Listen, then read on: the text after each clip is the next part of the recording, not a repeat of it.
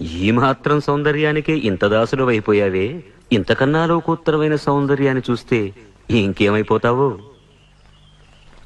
ఇంతకన్నా సౌందర్యమా? ఉండదు కాక ఉండదు. అరే ఉందనుకో ఏం చేస్తావు అంటున్నాను. అరే అనుకోవడానికి ఆస్కారమే లేదు అంటున్నా. అరే ఒకవేళ ఉంటే ఏం చేస్తావు అంటున్నాను.